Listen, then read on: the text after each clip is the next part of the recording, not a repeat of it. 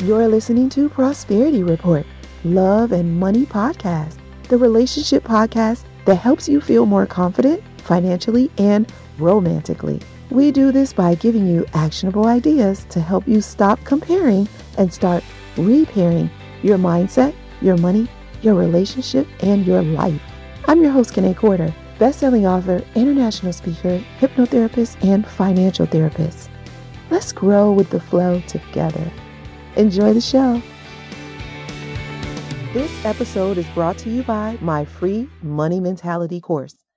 Learn your money personality and how you can reach your full financial potential. Have you ever heard messages like, money doesn't grow on trees, we can't afford it, or money can't buy happiness? Neither can poverty, but there's no quote about that, right? Society has imprinted messages in your brain, and they're affecting you and how you handle money. Maybe you're a spender, maybe you're a saver, or maybe you're a hero, saving all the people around you with your money. You can find out by taking the free Money Mentality course. This free course will help you determine how to stop the negative behavior you have with money, how to continue doing the positive things that are working for you, and how to start doing new things, new behavior that will help you reach your full potential. You'll gain clarity, connection, and a community of achievers just like you. Thousands of people have already taken this course. Join us so you can learn your money mentality. It will be the easiest, most informative course you have ever taken. It's free, so the only investment is an investment of your time, which I know how valuable your time is. So I've made the course impactful, full of value, so you can get back more than you put in. And there's a free gift at the end. So go, check it out, and start reaching your full potential today.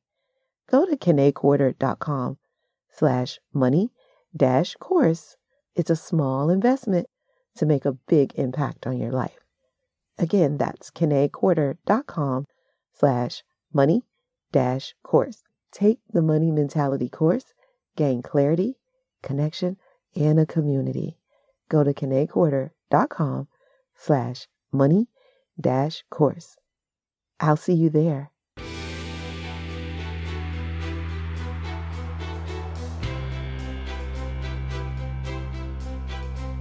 Hey guys, welcome to the show. Today I have Mandyy Thomas here with me, and Mandyy Thomas is an online financial coach. She helps people who make good money but don't know where it goes create a plan to keep more of it. In her coaching process, she guides her clients to gain clarity with their finances, make progress on achieving their goals, and she helps them in their anxiety around money. Mandyy, I'm so proud to announce, is one of the newest coaches working with Presidential Lifestyle, and she is going to coach on wealth and wellness. And we'll find out today how she's able to do that, because Mandyy has an incredible story about turning her health and her money mentality around. So please join me in welcoming our guest today, Mandyy Thomas. Hey, Mandyy. Hey, Kenay. Thank you so much for having me on today. Thank you for being here. I can't wait to talk about mental health and money, two of my favorite subjects in one place. So thank you. Absolutely. Thank you. I love jamming on these two topics because they're quote unquote taboo topics. So I love combining them. Oh my gosh, aren't they? Because nobody really wants to talk about mental health and nobody really wants to talk about their money either. Yeah, a lot of people just want to sweep it under the surface.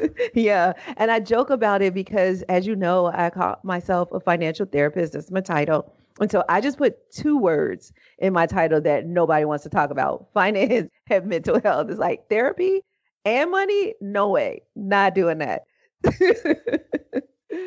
So it's going to be fun to bring some light and some insight to these two topics together.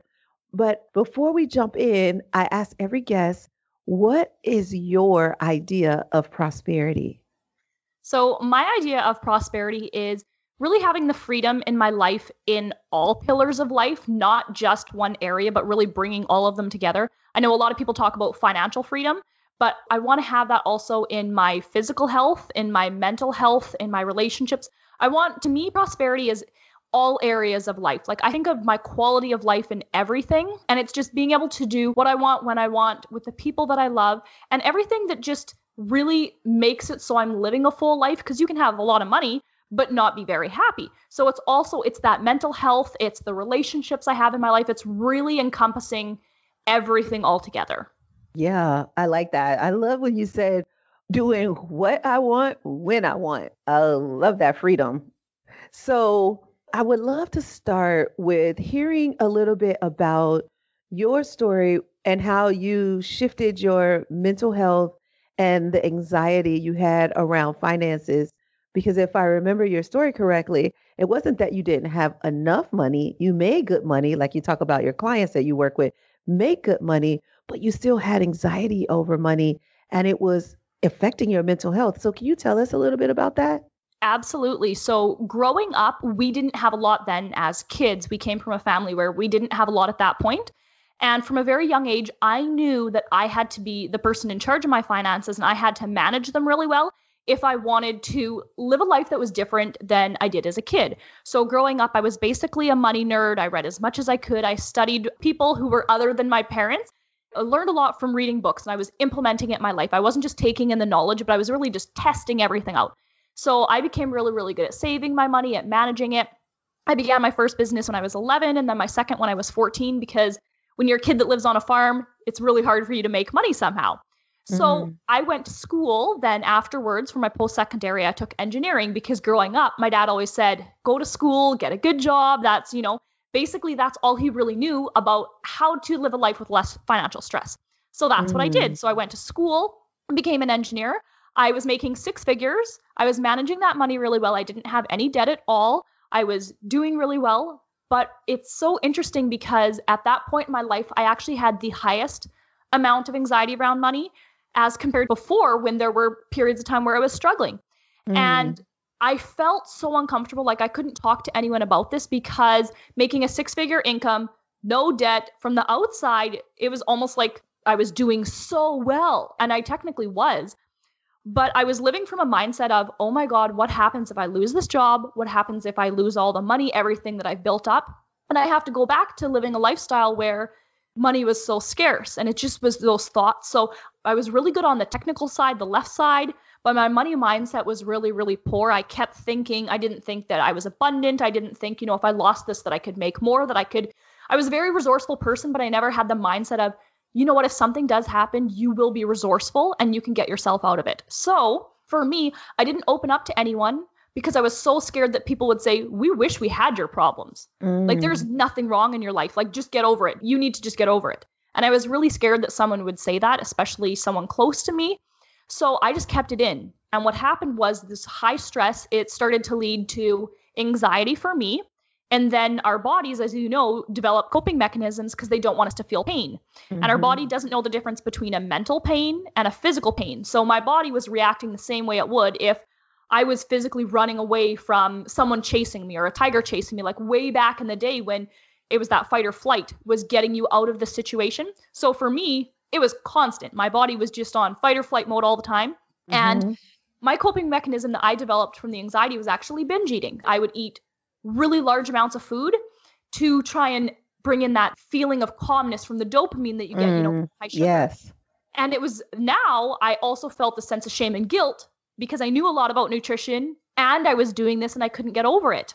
So it became a really vicious cycle, a lot of digestive issues, a ton of digestive problems, really bad adrenal fatigue, brain fog at age 24 of having problems remembering things. And so for me, what it was, I started to go to a counselor and started to open up to that person, but I still couldn't open up to the people in my life yet. I was still too scared.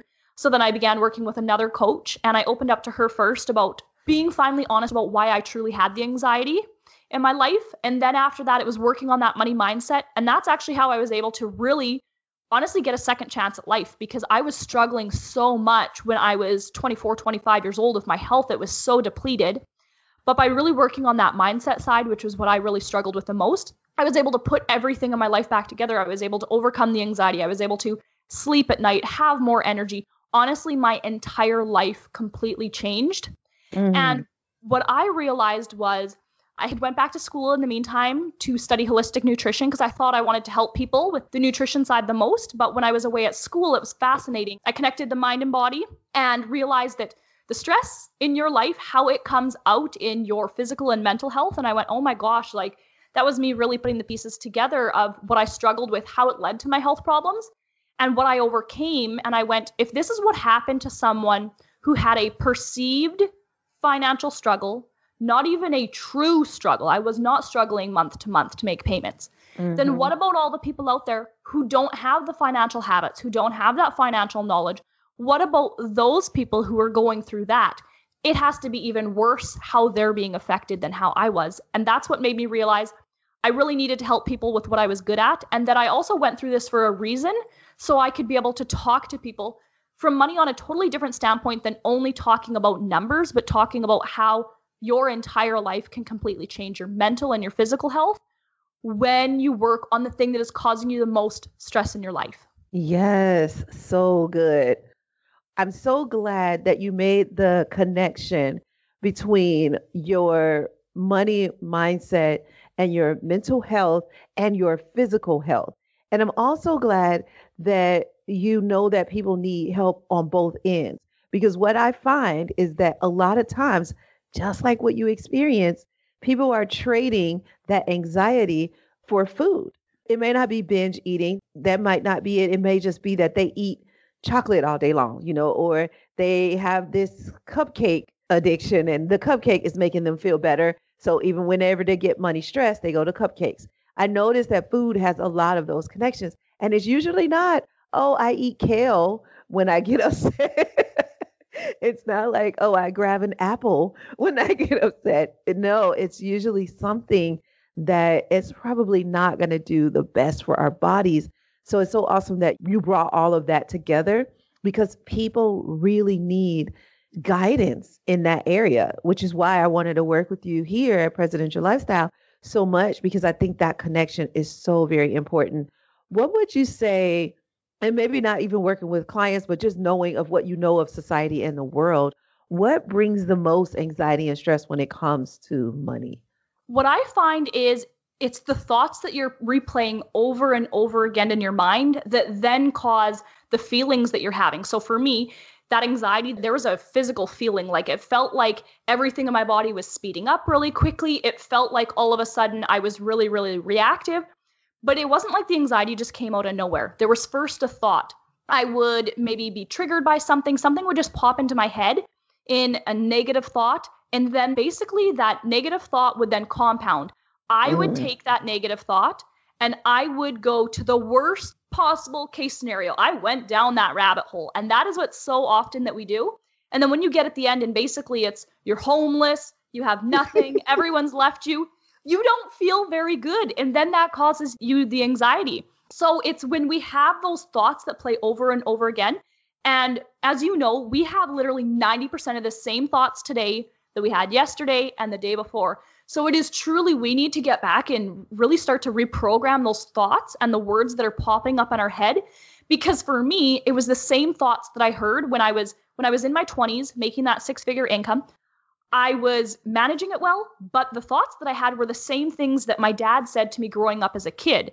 And my dad had a very poor money mindset, and I would replay his thoughts and his beliefs over and over again. So that's where I believe that it truly does stem from, those feelings of anxiety. And we're replaying it over, but we aren't taking any real action on changing what it is that stresses us out the most. We just keep sitting in those feelings of worry. Yeah, that's so good. Yeah, it is true. Our brains are just playing over and over and over again. And I talk all the time about how the brain thinks it's protecting us by having those repetitive thoughts, but really it ends up blocking our peace. What you're saying right now is so true. And I know so many people can identify with that. And before we talk about the change, because I do want to talk about some of the things that you can do to change that, because you said we're having those same thoughts over and over and over again every day. So how do we change it? We're going to talk about that. But before we do that, I want to talk about some other things that are affected. When your mental health is affected, then your sleep is affected. How do you see this play out? For me, I think I've seen people get like so stressed that they can't fall asleep, and then their sleep affects them during the day, which then they probably eat more crazy things that shouldn't go in their bodies, and then they're stressed even more, and then they can't sleep, and it's just like this cycle, right? Have you seen this as well? Absolutely. What you just said is exactly it. It really turns into this really vicious cycle that feels like this is now your life. You almost don't even remember when it was before, when you used to sleep well. I personally went through Mm. this. I have a lot of clients that say the same thing. They're like, this keeps me up at night, this financial stress that I have. And that's really what it is it's at the end of the day when everything starts to quiet down and you're like, yes, I can finally fall asleep. And it's the first time that you've really had any quiet throughout the day. There's so much stimulus going on around you. So many things kind of feel like it's bombarding you that when you go to sleep, then all of a sudden, when those thoughts pop in, then it is almost impossible to try and fall asleep. This was something personally I experienced. And so for me, it was changing how my nighttime routine was to make it so I was calmer when I went to bed. So those thoughts weren't the first thing that popped up. So you'll know the times of days that aren't best for you. I know personally the mornings were, yes, I was tired, but the mornings I wasn't feeling as scarce. I was so exhausted because my sleep was a huge issue. It was incredibly affected by my stress. But for me, the evenings was when the anxiety would be the worst for me. So then trying to fall asleep was almost next to impossible. So Mm. I had to start going, okay, what can I do in the evenings to make me feel calm, to like actually change how my physical body and mental body feel. So for me, those were things like meditation, hypnosis. Those were things that all of a sudden took me from feeling like flight or fight to the feelings of, oh my gosh, I'm calm, that my body, it was changing actually like the hormones in my body. So my body could actually start to fall asleep. Anything that you know bothers you at night, make sure you attack those little triggers that you have. Make sure everything's off on your phone. Make sure I use a sleep mask. It's literally my best friend. Whatever you can do, if you can take a nighttime tea that helps you to fall asleep more, like figure out all the different ways that you can set up your evening so then you can start to be able to fall asleep better. The other thing is, if you have all these thoughts in your head and you know you need to open up to someone else and talk about how you feel, then Mm. that's a huge thing because it's going to be hard to get over those feelings that you're feeling unless you open up about them. And that was a huge thing for me. I kept my feelings in for 7 years until I finally opened up. So I know a lot of people keep them in for years. And I am telling you that freedom is on the other side of having, yes, an uncomfortable conversation, but you are already living in the worst case scenario. You already have the anxiety. You already can't fall asleep. So you being worried to have that conversation, you are already living those things out. Yes, the Mm. conversation will be uncomfortable, but oh my gosh, it's so worth it to experience your life on the other side of truly telling someone how you feel. Yeah, it's so liberating to be able to get it out. Like we talk a lot on the show about shame and guilt, because those two things that people don't want to talk about, the mental health and the money, but also there's this love conversation that people don't want to talk about that we talk about here. And there's this shame, and then social media creates a bigger shame because you see other people doing things. And like you said, you feel like, well, I've made good money. Why do I have this anxiety? I can't talk to anybody because they just won't understand what I'm going through. So let's talk about that idea that people feel like other people won't understand what they're going through. Once you did start talking about it, was that the experience you had? I definitely had made it up a story in my head that nobody would understand. And because at that point in my life, this was years ago now, nobody was talking about finances and, it's quote unquote a taboo topic. So I didn't actually realize how many other people were stressed about their finances. Now I realize it's almost everyone that I know. Right. So people would be a lot more understanding because truly deep down inside, they actually feel the same way. It might not look the same way that you do. They might not have that anxiety or they might not do the same things that you do when you're stressed, but they truly deep down inside have the same stress, whether it is because they're actually struggling paycheck to paycheck or because they just have so many fears and worries and what if the money stops coming in? Because I know a lot of times once people start making more money, the stress doesn't go away. It's a different type of stress. It's like, oh my gosh, I hope the clients still keep coming in. The work still keeps coming in. I hope the economy's good. So for me, it was, you need to stop telling yourself a story that nobody is going to understand this. You need to realize there are so many more people out there. And the other thing is, you need to stop trying to tell yourself that other people are going to have this perception of you. And you need to just give yourself the peace of allowing yourself to open up. Think of it this way. You're such a great friend and a great person to other people in your life. Let them be that person to you when you need it most. You have been there for people when they needed help. Other people would be actually really, really sad if they found out that you kept this in because you were scared to open up. That would break their heart. They would feel really sad. So see it from their perspective too. That is so good. So true. We forget that people are waiting for us to open up to them, that we think that vulnerability is going to get us hurt, but really vulnerability gets us love. Absolutely. When you open up and you're vulnerable, it allows other people to open up then. So it's literally, you're giving yourself a gift, but you are also additionally giving them a gift too. Yes. So I want to talk about stress leading to these digestive problems, poor digestion. Is that what you experienced? Yeah, I experienced this, and it's something that I see a lot of clients have too. Sometimes it takes them longer to realize the connection because it depends on your awareness. When I first began my journey, I would have been like, nope, stress isn't causing any of this because I was so out of touch with my body. It took going through a lot of struggles and going through so much to get to this point. So it depends where you're at. But what I notice a lot, and especially because I have a nutrition background as well, we eat our food in a very different way when we're stressed and upset. I always ate my food on the go. I'm a very busy going person. So to me, sitting down and eating a meal was like a waste of time. That was inefficiency. Well, I didn't realize that that has a huge effect on your digestive juices, on how your body digests. And when you're in a really stressed state, your body is honestly telling yourself it needs energy for your other more vital processes than digestion. So, because your digestive system takes a huge amount of energy to digest your food. So it's redirecting that energy to be prepared for you to basically be able to run away from your stresses. Even though your stress is mental, your body still thinks that it's physical. So what it's going to do a lot of times is you may experience it on either end. You may experience where your body just kind of shuts down and says, get this food out, where you have a quick transit time where you're going to the bathroom a lot more often. Or a lot of times when you're stressed, think of how your muscles feel in your shoulder and in your neck when you're stressed. They get really, really tight. Your digestive system has muscles.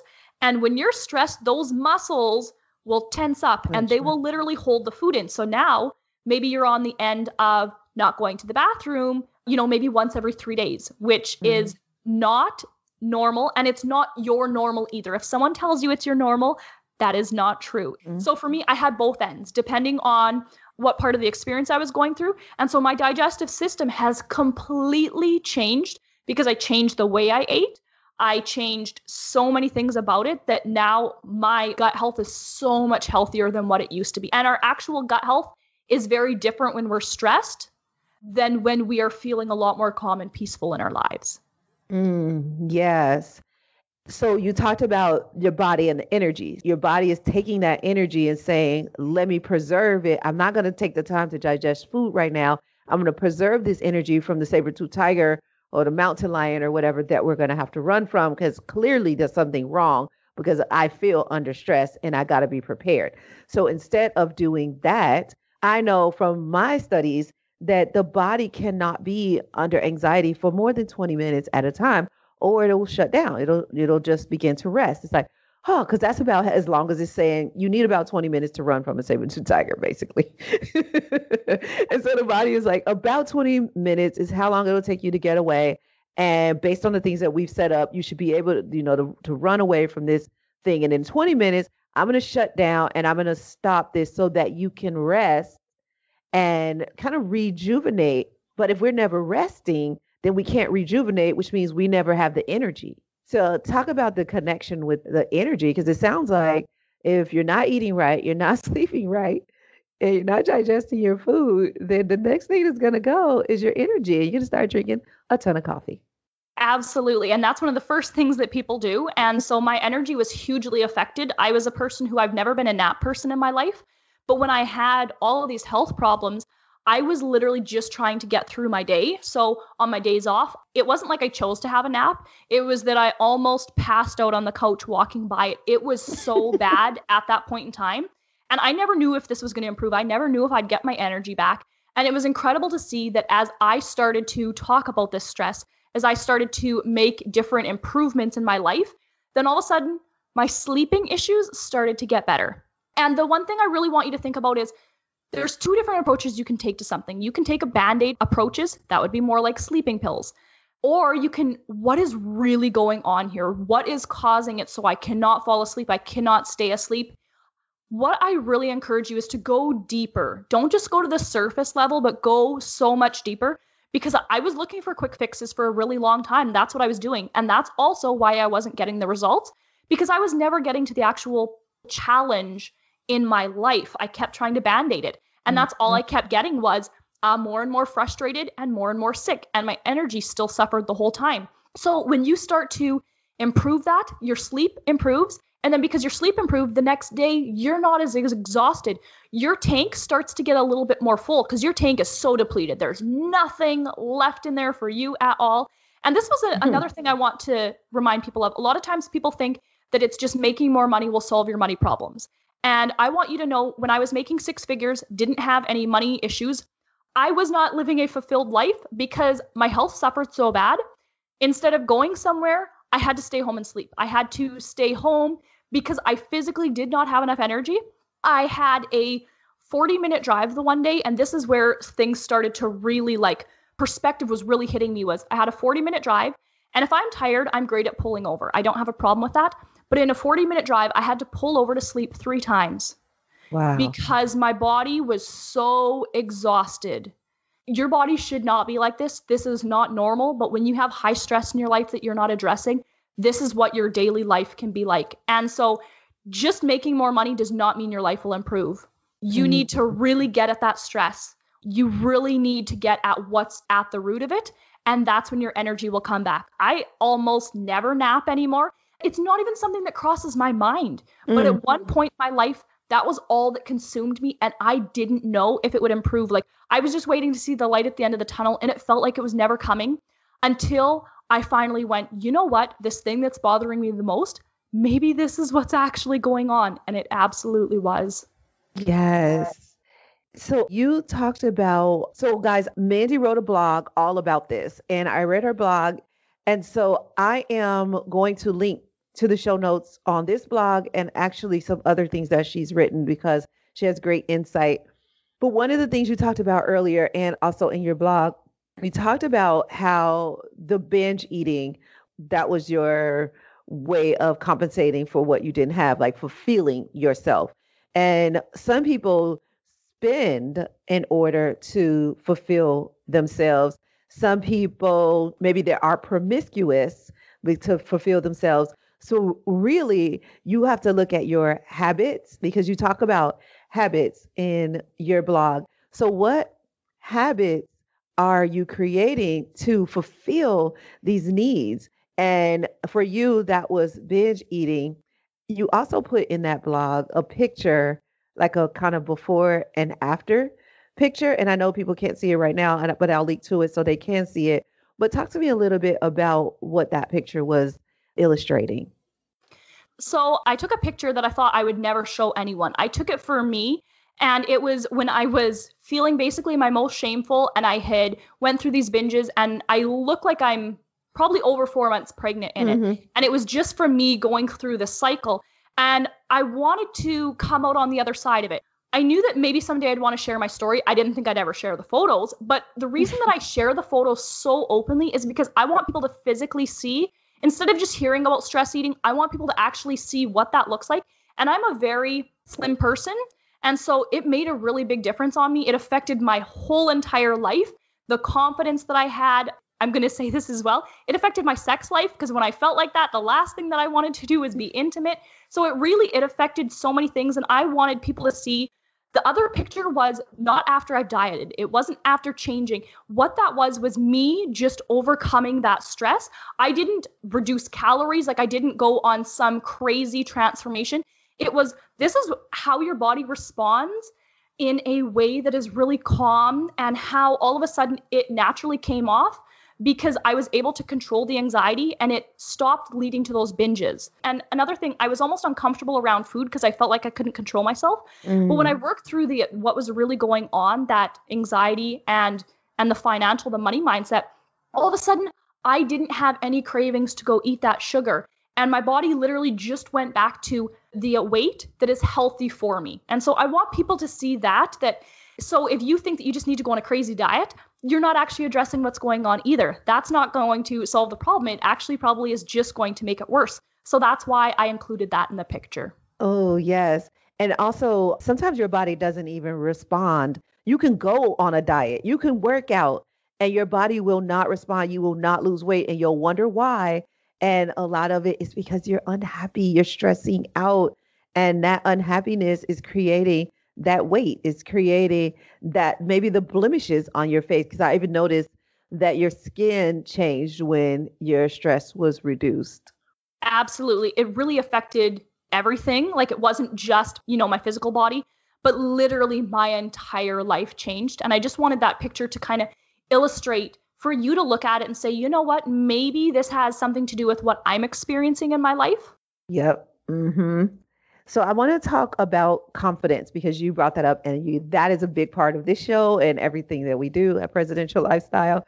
So the stress created this body image challenge, but you also had this challenge that nobody would understand you.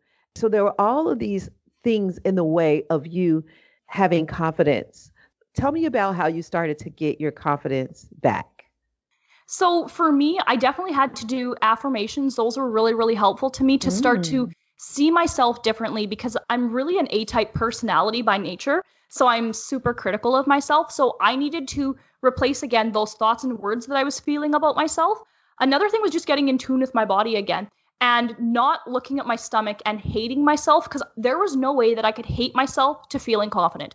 I couldn't hate myself to the things that I wanted and the life that I wanted. So I had to start loving myself through the process. Another thing, this is going to sound so kind of woo-woo, but I had to really start to love my body for being there for me when I put it through so much, when I put it through that stress and wasn't working on it, when I was going through those episodes of eating, stress eating and all of that, and all those digestive issues. And as it got just incrementally better, I had to start saying thank you to my body for being there. I know that just sounds a little woo, but it's so true. Yeah. And all of a sudden, my confidence, the more action that I took, the more confident I got, because I started to see results. So I would get a little tiny result, and then my confidence would spike up just a little bit. But the more actions that I took to work on my mindset and everything like that, all of a sudden, it's almost like it's a compound effect of your confidence, And all of a sudden, one day you wake up and you go, wow, I feel really good about myself. But you need to be taking little actions every single day. It's that consistency that is so important. So whether that's reading self-development, doing meditation and hypnosis to start to really feel comfortable in your own body again. Because if you see the pictures, I did not feel comfortable in my body whatsoever. So it's just taking those little habits that make a really big difference. Yeah, I have a tendency to say baby steps count too. But baby steps help. If you're just able to make a baby step, that can get you to the next step and the next step. If you make 5 baby steps, it basically adds up to 1 step. And then once you accomplish that step, you can kind of celebrate that milestone and then get to the next. Because also what I hear you saying is there was some tracking and some progress being made. And so part of the confidence was looking at your progress and the progress that you've made. Let's shift a little bit to clients, because a lot of what you've learned through your own experience, right? And then add to that through the clients that you've worked with, learned even more. So I want to ask, what are 1 or 2 things that a person can do to start this change, this transformation? What do you tell clients when you're meeting with them, when they come to you and they're like, I'm stressed over this money and I need help? So there's two sides to the story that I always want people to be aware of. So number one is getting clarity with your finances. So maybe if you know that there's kind of some issues going on, but you don't have clarity with where you're physically at financially, you're going to keep having the anxiety. You not looking at it causes more anxiety, because if you don't know where you're at, how are you going to be able to come up with a plan to get where you want to be? So that's one side, is more of the numbers, but I need to know where everything is at. Otherwise, I can't make a plan going forward.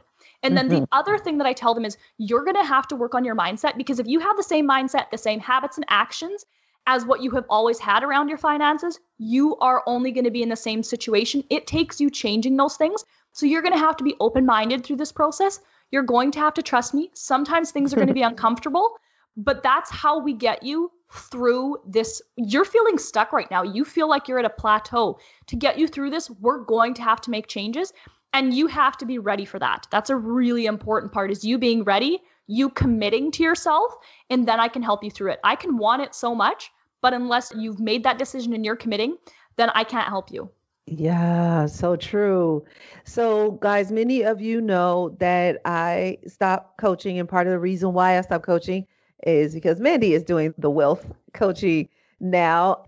So, if you were thinking about, like, you've been on the fence saying, oh, I need to call Presidential Lifestyle, oh, I need to do that coaching program. If you've been sitting on the fence, now is the time. Like, stop waiting. You have somebody who truly understands what you're experiencing. It's your time. It's just time to take some action, like Mandy has said several times throughout this podcast. And I know that a lot of times we sit around wondering, maybe this isn't for me. How do I know it'll help me? Some of the other conversations that I have hear people have with themselves is, well, I've tried everything, right? No, you didn't try this, so you haven't tried everything. That's first. But second, sometimes programs don't work because you don't have somebody that's holding you accountable. Like when you do, let's say, a course or something, or you just buy a book, not everybody can buy a book and turn that into a transformation.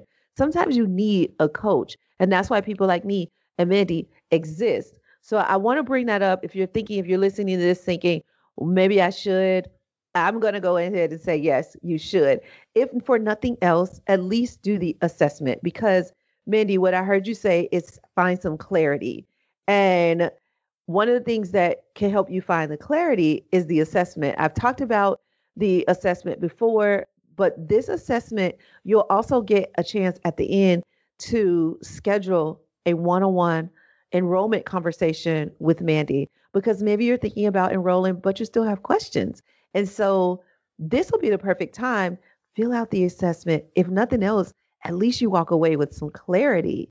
And if you qualify, then you can get this enrollment conversation with Mandy, and she can help answer any questions. And then you can see if it really is something for you.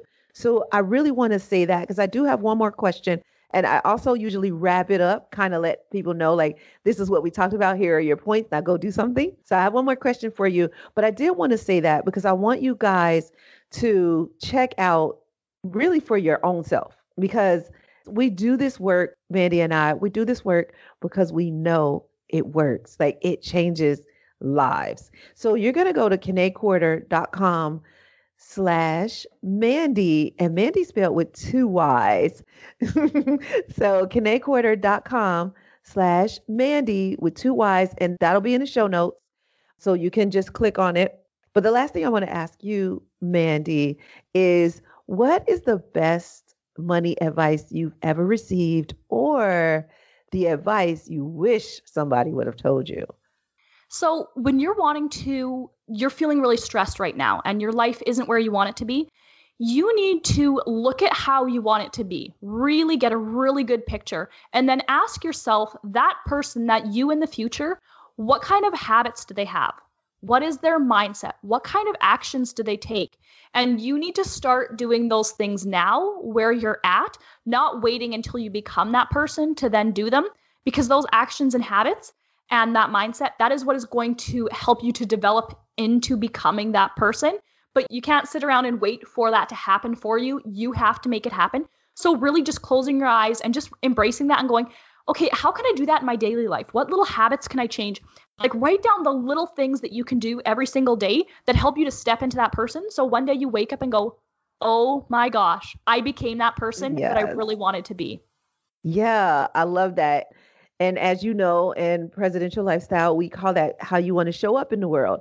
And so you really do need to visualize what that person looks like. What is it? How does that person talk? Because that person is not down on themselves. They're not self-doubting. They're not tearing themselves down. They're complimenting themselves and they're going out and taking action. That person. So see your future self. I love that. Yes. Very, very good advice. So I want to wrap it up with a start, stop, and continue. So I'm going to start with continue, and then we'll go to stop and start. So continue these conversations. We said a bunch of times that people are not having the conversation, but you have this inner dialogue going on, right? So that's the first conversation. I do want you to continue that inner dialogue, except turn it more positive. So have that inner dialogue with yourself and continue taking care of your finances, because somewhere in the money cycle, you're doing well. Either you're earning well, like Mandy was, maybe you're even saving well, but maybe you're not enjoying it. So wherever in the money cycle you're doing well, keep doing that. Now, if you have anything to add, Mandy, please stop me, tell me. I'm just kind of recapping what we've talked about. Start. So this was a long one. I liked affirmations. You said you did affirmations. Start doing affirmations. And if you don't know how, that is what coaching is about. That's one of the things we coach on, how to write affirmations and manifestation statements. Start meditating if you haven't already. I'll put a link to one of my meditations in Insight Timer so you can start that. Have a morning routine. Start a morning and a night routine so that you start your day off in a healthy way, but also end your day in a healthy way so that you can fall asleep at night. And then start having these conversations outside of your brain. Start talking to people, real life people, coaches like me and Mandy, or a really close friend that you really trust. Was there anything you wanted to add, Mandy? You covered everything. Those are so many great points that they can implement right away. Okay, cool. And then stop. Okay, let's see if I got these. So stop waiting, because it sounds like, Mandy, you did this. I did this even. Waited before like taking action. So stop waiting and holding on to this belief that something is wrong with you, because there's nothing wrong with you. Like Mandy experienced, like we've all experienced, everybody's going through stress about something. So stop holding on to those beliefs, which kind of makes me think like you maybe need to start with those affirmations. Also, just work on changing your beliefs, because you believe something. And so stop that belief and start a new belief. And I like this that you said, Mandy. You said that you were telling yourself a story. So I'm going to say, stop telling yourself that story. Let it go. Let that story go. It's old and it's not even true. So stop telling yourself the story. I would also say, stop the habit. Now, I know that's easier said than done, so I'm not saying do it by yourself, but I am saying stop the habit. For Mandy, that was binge eating. I talked about some people like spending their money. That's how they try to feel better. So whatever your habit may be, stop it, and not by yourself. You can get help. Me, Mandy, Presidential Lifestyle can help you, or whomever, find your own help, but get some help to stop that habit because it is bringing you down. And then stop ignoring, because I think, Mandy, you talked about this is happening over here and you're just kind of ignoring the other stuff that's happening. So stop sweeping things under the rug. And then the last one is stop the freaking Band-Aids. It's not going to happen. You are not going to diet your mindset away. So get to the root of the problem or the challenge, because if you put that Band-Aid on, all you're going to do is hemorrhage through it. The Band-Aid is not going to be able to help you heal. So really get to some real true healing. And the way that you do that, start with the assessment. So find out where you are right now, because that's the best way to get where you're going. And so go to KeneCorder.com/Mandy with 2 Y's and get your free assessment and also the opportunity to have a free conversation with Mandy. And she can tell you what it would look like to enroll and if that's right for you. And if you guys can work together successfully. I'm really excited about what you guys are about to experience because this is just, I mean, you just had 45 minutes with Mandy. Can you imagine if you're going to coach with her for 4 months or 6 months? Like, she is such a sweetheart. I call her my mini me because we think so much alike. So, Mandy, thank you for sharing all your insight, your wisdom, your experience. Thank you so much for having me on to share. Yeah, you have been through a lot in your young life because what you experienced very young. And some people start this process late. I'm so glad that you jumped on it and got on it while you were still young. And now you can share it with others. Thank you so much. You're welcome. So, guys, stay tuned for our 5-minute activation.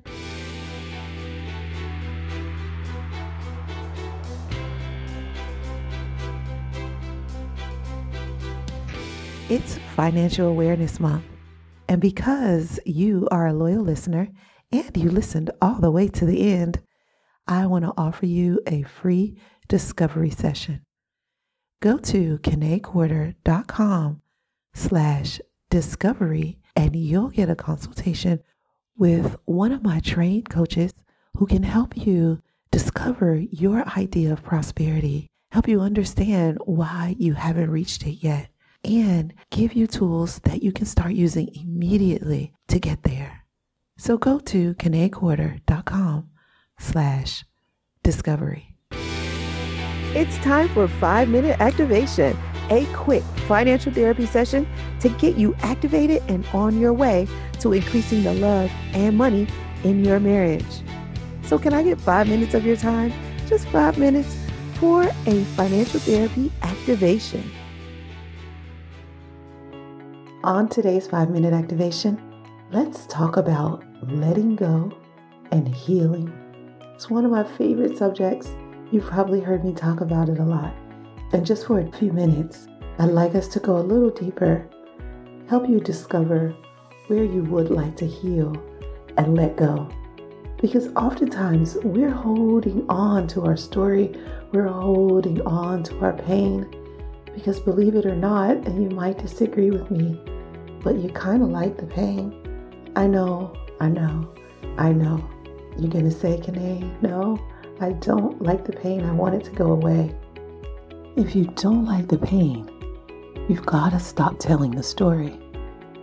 The story is what keeps you in the pain. It's time to let go and heal. Great, I'm glad we've gotten here. But before you can do that, you've got to do two things. You've got to make a decision and you've got to become more aware. Let's do that today. So let's start with the decision. I'm going to ask you a question and it's a yes or no question. Here we go. Is it okay for you to be okay, even though what happened to you in the past was not okay? I'll say it again. Is it okay for you to be okay, even though what happened to you in the past was not okay?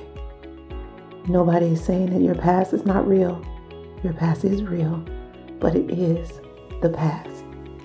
And you can take the lessons forward in life and leave behind the pain. You can. I know it doesn't seem possible, but start first with a decision saying, I let go. I let go. There is no reason to hold on to that pain.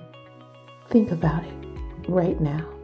What are the good reasons, the positive reasons, the reasons that serve your best and highest good? What are the reasons to hold on to the pain? You probably can't think of any. And that is because letting go and healing is truly for your best and highest good. So go ahead and make a decision. Is it okay for you to be okay, even though what happened to you was not okay? Yes. it's okay for me to be okay, even though what happened to me was not okay. And now that we've made that decision, let's get some awareness. Let's go deep down inside and uncover those ugly places that maybe we let out a little bit too much, that maybe is covering our inner beauty. Maybe you get angry very quickly and lash out. Maybe you get irritated. Maybe you shut down. Maybe you get depressed because life is just not panning out exactly the way you thought it would. Maybe you get anxious because you don't know what you control. Maybe you hurt people because you're hurting. Now, beauty is revealed, not applied. So you don't have to do anything to become or to see your inner beauty. All you have to do is let go of those ugly parts. Heal those negative parts of you that stand in the way of you being the beautiful person you were created to be. It's time to let go and heal. And there's nothing standing in the way if you've made a decision and you've become aware of those places inside of you that cover up your beauty. And yes, men, you can be beautiful inside too. So that's our 5-minute activation for today. I'll see you sooner. Hey guys, thanks for listening. If you want more love and money conversations, subscribe to this podcast. Also, tell your friends about us. I'll see you next episode. But in the meantime, head on over to KeneQuarter.com for more tips, tools, and resources. And go ahead and leave us a comment if you like.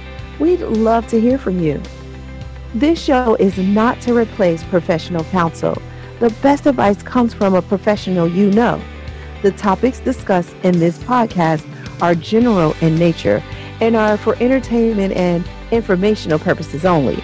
We encourage you to meet with a professional to discuss your specific situation, whether financial or therapeutic. That's all for now. I'll see you sooner. Remember, no matter what anybody ever tells you, you can have wealth in all of its forms. Believe it, and you will soon see it.